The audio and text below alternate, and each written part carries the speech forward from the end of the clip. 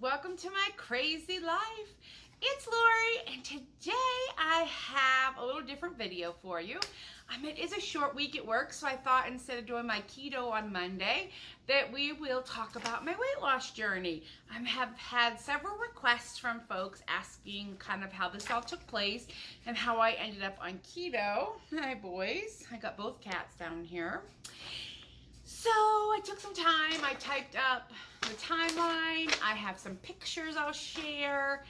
And we'll talk about how my weight loss journey looked, or what my weight loss journey looked like. All right, so I'll put some pictures in.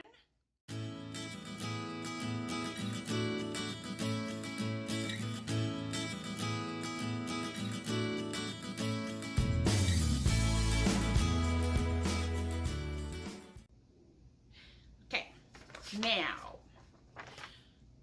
my weight loss journey started in 2010. So that was 9 years ago. Wow, that's a long time. So in 2010, I decided that I wanted to have bariatric surgery. I wanted to have gastric bypass because I was having a hard time losing weight.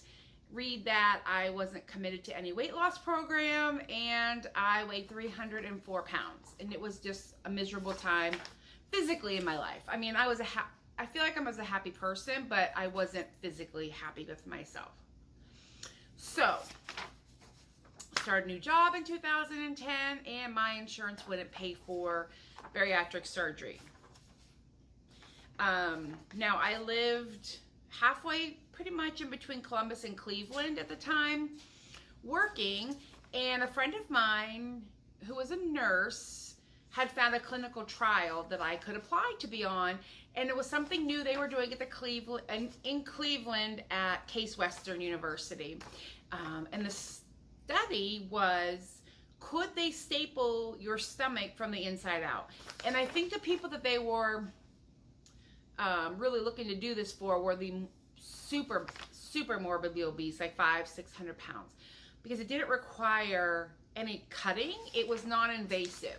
So I applied to be in the study. I went through all the steps required, and trust me, there were a lot of tests I had to have done, and I was accepted into the program. So I was super excited. The caveat, if you will, to this trial was that it was a blind study. So of the, I don't even know how many people, say 50 people that were in the study, 25 of them received the surgery, and 25 were put to sleep and woke up and did not have the surgery. But I wouldn't know for a year if I was in the study or not. Now, if I was part of the blind, meaning I didn't get the staples, then at the year mark, they would tell me, and I could have the surgery if I wanted, and they would pay for it. So I went through the process. I was knocked out. I woke up. I went home, and I lost like 50 pounds. So I was super excited. Excuse me. The process was, they knock you out, they send a stapler down your throat into your stomach, and they staple your stomach from the inside out with titanium staples. Little tiny staples, but a hole all the way down and into your stomach. So I woke up. I didn't know if I was in the study or not. Went home. I, measured and weighed and took care of everything like I was supposed to, and I started losing weight, and it was wonderful. And then I went back in a year and found out that I was in the blind and I did not have the staples, and so I had the surgery. And then I had to follow up with appointments and things, and then all of a sudden excuse me, they canceled the surgery. They canceled the study because it didn't work. They found that the staples popped out of folks' stomachs, and it didn't work. But I did keep that weight off, but I still didn't feel like I was done yet. So in 2012, I moved back to Columbus and started a job where I currently work now, and my insurance would pay for bariatric surgery. So I went to the Ohio State University. They have meetings. I went to the meeting. I met with the doctor. Excuse me. But because I was in that study, I had to have a scope of my stomach, which they had done several times during the study. So they just kind of make you drowsy. They stick a tube down your throat. They look in your stomach just to make sure everything is okay. When they went in to do the scope, they found that I did still have some staples, but it wasn't in my stomach. It was up here, like where the esophagus connects. So I could not have I couldn't have gastric bypass. So in 2013, so it took a while, but in 2013, in January, I had a gastric sleeve. And what that is they go in, it was laparoscopic. They went in and removed 80% of my stomach. So my stomach with no food in it is probably this long, but it's, the size of a hot dog instead of a football. And I was very successful with that. I lost another like 35 or 40 pounds. The difference between the gastric bypass and the gastric sleeve, with the gastric bypass, you have absorption issues and your body just doesn't absorb, so you lose a lot more weight. With the sleeve, it helps me with portion control, but I can eat whatever I want. I don't have dumping and all of that kind of stuff. So there is a difference. The gastric bypass, I believe your pouch can stretch. With the sleeve, it supposedly cannot stretch. So, you have to really police yourself. So I did really good with that until 2017, 2016, 15. My mom became very ill, and I was a caregiver to her. I was taking care of her. I was not taking care of me. I had put back on about 35 pounds of what I had lost. But more importantly, my diabetes was out of control. My blood sugars were high. I was just miserable. So in February of 2017, my mom passed away. And about May, I really started thinking I was clinically depressed. I couldn't get out of bed. I was exhausted. I just was like trudging through life, but I wasn't living life. And I really wasn't understanding what was happening.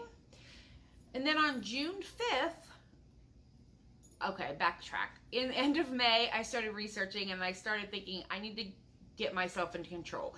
So I went to the doctor, had some blood work done. My blood sugars, like I said, were my A1C. If you're diabetic, you'll know what that is, but it measures your highs and lows of your blood sugar. My A1C was 9.3, which is pretty bad. A normal non-diabetic person, you really are under 6 and in the 5s somewhere. And mine was 9.3. So I'm like, I gotta get rid of the sugar, carbs, the whole shebang. I didn't at the time know what I was moving towards. I just knew that sugar and carbs were bad for me. I know that I am insulin resistant. I have metabolic syndrome. These things and sugar and carbs do not mesh well together. And I knew that. It was just doing it. So June 5th, I was researching, and I found Cooking Keto with Christy, which was a website or a YouTube channel. And I started thinking, what is this? What is this keto that she's talking about? And I started researching, and I had already stopped with the sugar and the breads, but I was still eating certain vegetables and fruits, thinking that that was okay, but it's not okay for me. So I went through my house. I took everything out of my house that had carbohydrates in it. Literally everything. I took bags of food to work. I gave it to my family. Gone. Went grocery shopping, and I started the keto diet. Lifestyle. It's not a diet for me. And I quickly lost about 35 of the 40 pounds or so that I had gained back. So I was kind of back to my pre-keto, when I was right after I had finished doing the gastric sleeve.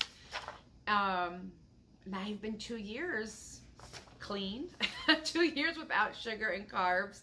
Right now I'm down about, total from my highest to now, I'm down about 90 pounds. My highest was 304. I hover around 210, 215. So, I am close to losing that 100 pounds. I really want to hit the 100-pound mark, but, it takes time. And once you've lost this big loss, like 90 pounds or so, you know, your body says, and it puts on the brakes, and I've kind of hit some walls and some stalls, and I really need to kind of get back on track. I have not gone off keto. I'm not eating sugar. I'm not eating cookies, cakes, pasta breads, but I'm not counting, sorry, the cats are wrestling. I'm not counting my macros like I should. I'm not maybe getting enough fat. So I kind of need to restart and go back and say, you know, let's start counting macros again and get serious about it.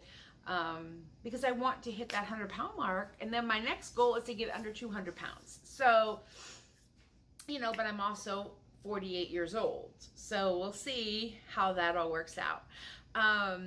Now, as far as keto goes, I try my hardest to eat clean keto. So I don't net my carbs. I eat, if it's a carb, it's a carb. I stick with 7 to 10.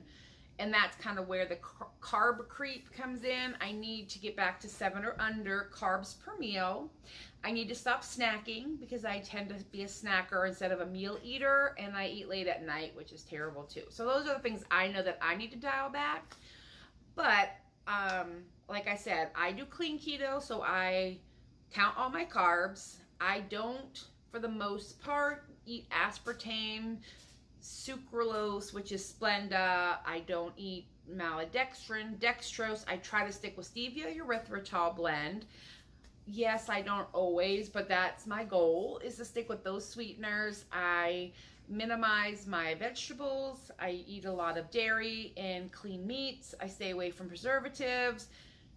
That's how I do keto, but that is not the only way to do keto. There's lazy keto, dirty keto, I think they call it, where you net your carbs. It's, you set your macros, and if it fits, you eat it. I mean, there's, you know, there's all different kinds of keto diet or lifestyle, how people live it out there. I just know what I do and how I try to do it. The other thing that I need to work on is I need to stop baking for a while, because that's a bad thing for me. I have a terrible sweet tooth, and I love and they're keto approved desserts, but you can have too much keto food. And so I need to just lay off the baking and go back to the basics. But that's kind of where I'm at. I know there was a lot of curiosity about my weight loss journey and where I started, where I ended, and I hope that answers your questions. But if you do have any other, my email is always below, and I'm willing to answer anything I can, or leave a comment and I'll answer that. And thank you so much for watching, and you have a good one, and I will talk to you later. Bye. Bye. Bye. Bye. Bye. Woo, woo. Have a good one.